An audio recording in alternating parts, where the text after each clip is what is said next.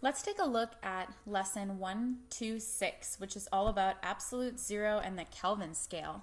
So the introduction says the coldest temperature ever recorded on Earth was minus 89 degrees Celsius. But on the surface of Triton, one of the moons of Neptune, they recorded minus 235 degrees Celsius. So how cold can something really get? You might have heard about absolute zero before, so let's really dig into that and build on what you already know. So the Chem Catalyst questions are a little bit of review here. For the first part it says, what effect does a decrease in temperature have on pressure? Well, based on our last lab, we saw that if the temperature goes down, so does the pressure, a direct relationship. And so according to kinetic molecular theory, what effect does decreasing the temperature have on molecular motion? And I'm going to type here. We can say that as the temperature of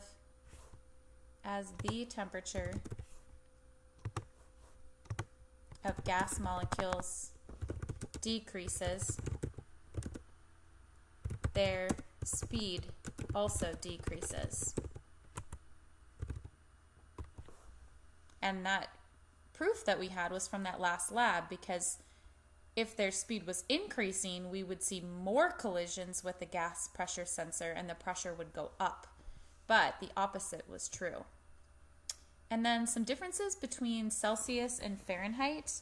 I don't know about you, but some things that kind of ring a bell with me are that 0 degrees Celsius is freezing, while in Fahrenheit it's 32 degrees Fahrenheit.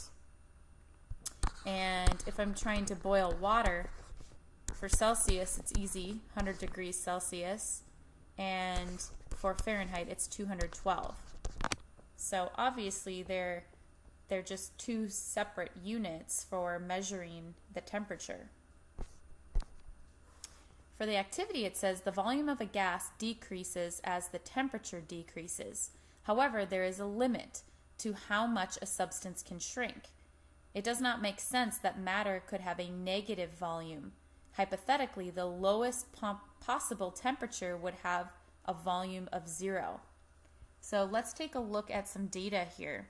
So they measured the volume of a gas at these different temperatures: 10 degrees Celsius, 50 degrees Celsius, and 100 degrees Celsius.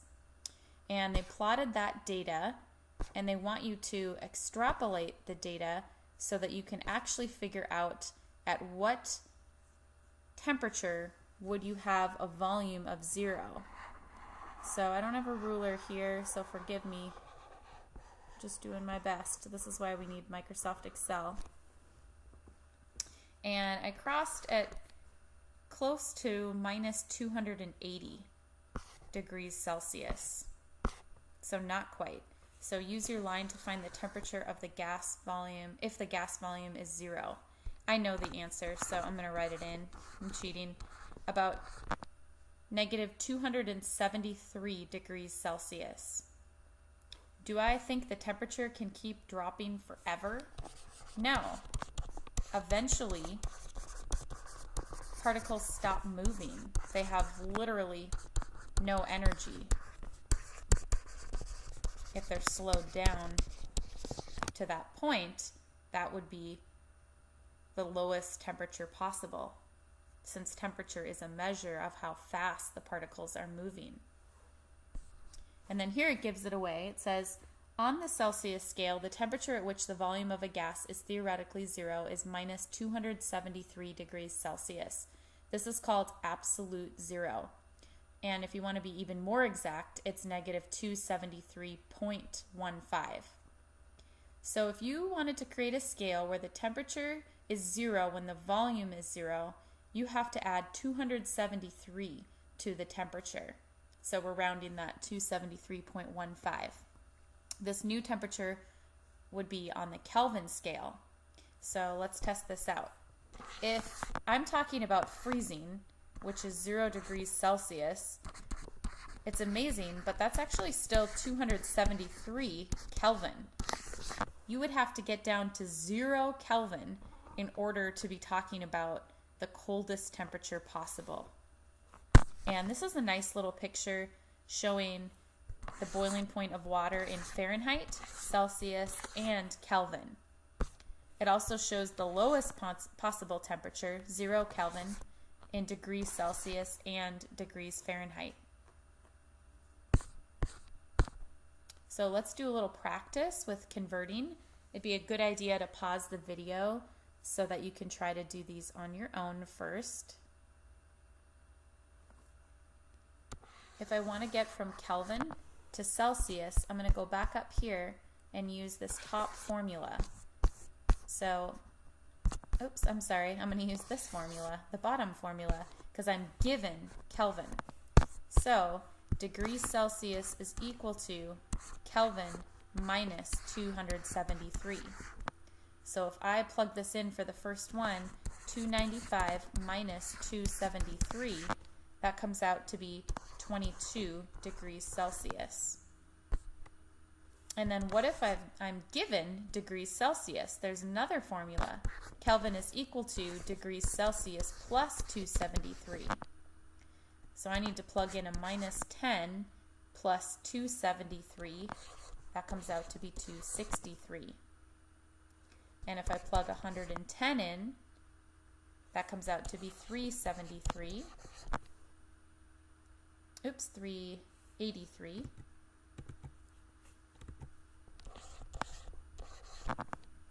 Yep. And the last one, 220 minus the 273, just using this formula up here again. Now, if I subtract, I get minus 53 degrees Celsius. Then it says use the simulation to see what happens when gas particle speeds reach a temperature of 0. So we can put some gas molecules in here and we can remove energy. They're showing like a bunch of ice cubes. And I can already see they're slowing down. And if you look at that temperature gauge in the upper right of the box they're in, it's going down 14, 13, 10 Kelvin, 5 Kelvin, 4 Kelvin, 3, 2, 1.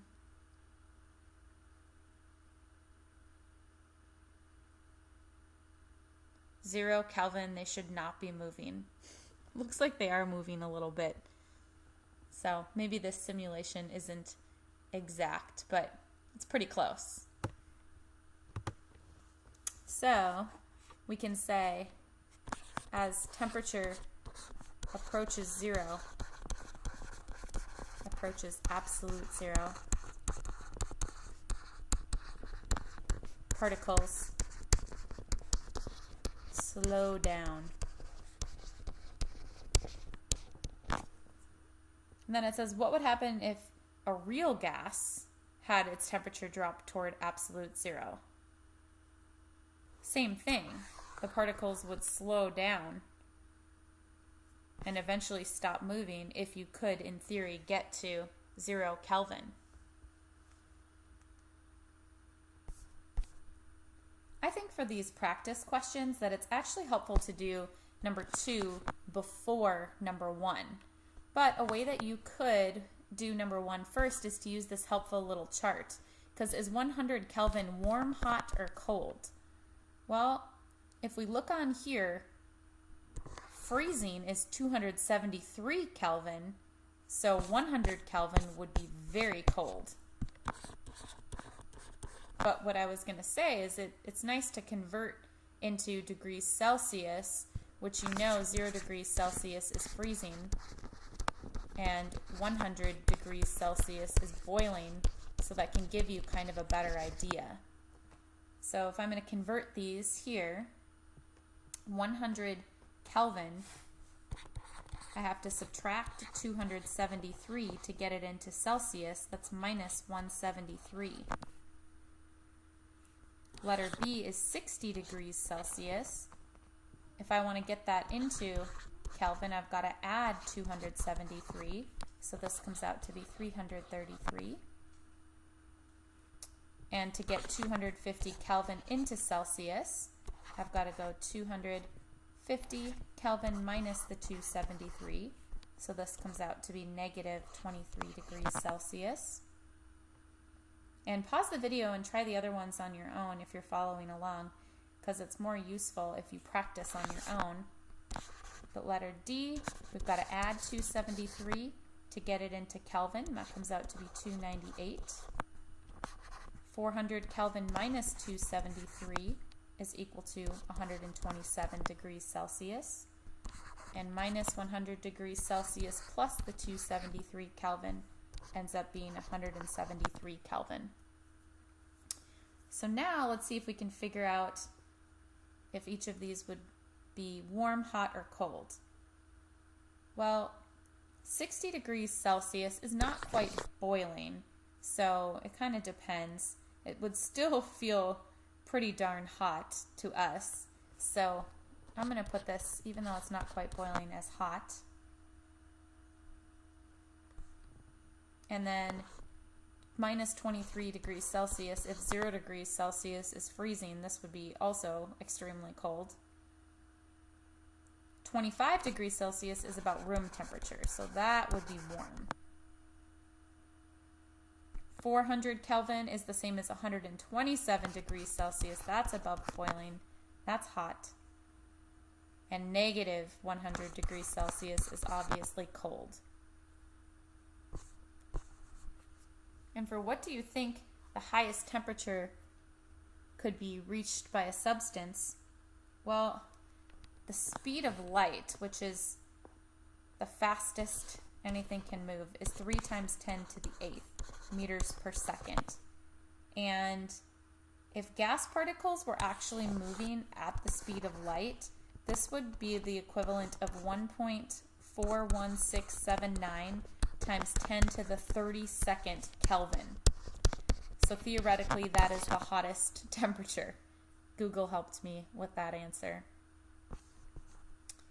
And at a middle school science fair, it says you see the temperature of outer space in a presentation is minus 295 degrees Celsius. Is that possible? It's not possible. That's not a real temperature. Because the lowest possible, we already learned about, which is 0 volume, is negative 273 degrees Celsius. And I looked up the temperature in outer space, and I found out that it was about negative 270 degrees Celsius. So that's probably what they meant.